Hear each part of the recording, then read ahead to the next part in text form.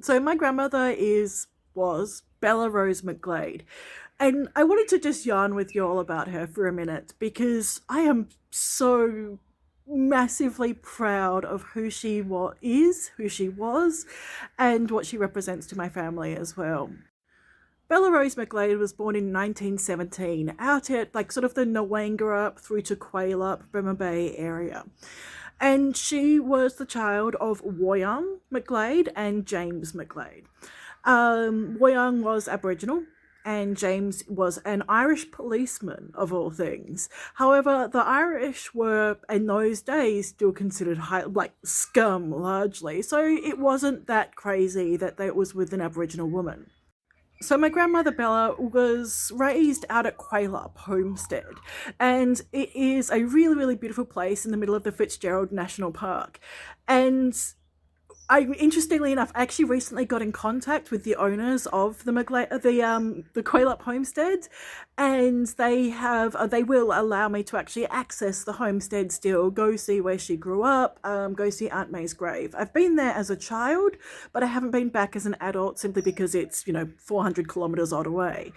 So that is on the plans of things to do, and I'm really, really glad that they have committed to opening up the space for that. You can actually go stay out there as well, so seriously recommend to people, if you're looking for a getaway, consider it. It's really beautiful out there. They've got a gorgeous flower that's called the Quaylup Bell, which obviously makes me think of my grandmother Bella McGlade so many times.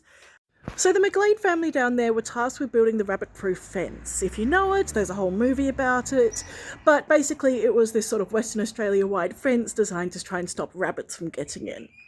Spoiler alert, it didn't work. However, they were working on it. Now, Bella was tasked with digging up trees, which was like all the stumps and things to get out of the way of this fence. She hated it. And so eventually she actually ended up leaving with her sister and they ran away. She was only 17 at the time, and they actually ended up living in the bush for a couple of months before they emerged and got out to an area called Needlup. And that was where the police nabbed her. And she was sent through to, instead of returning to her family, she was sent through to the Nwangarup mission. And she became a servant, a home worker. However, of course, we know that she was never paid for this, so she was a slave.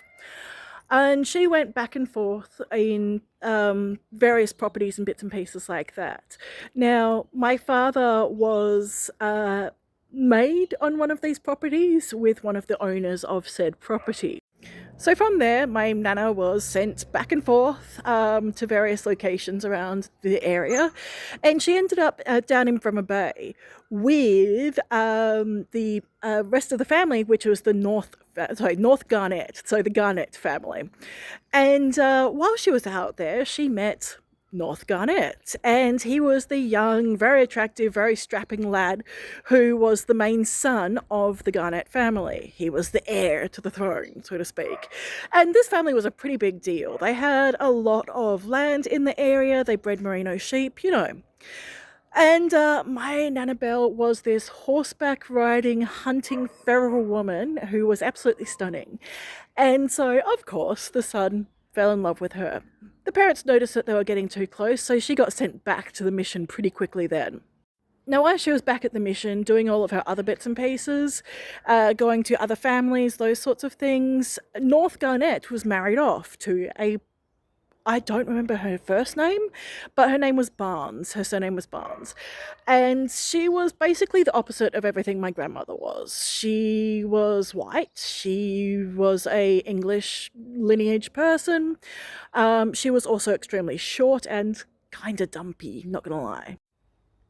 To the Barneses, I'm really sorry, but it's true. I've got pictures. I can prove it.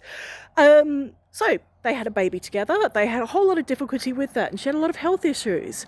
So they decided to get some help around the farmstead.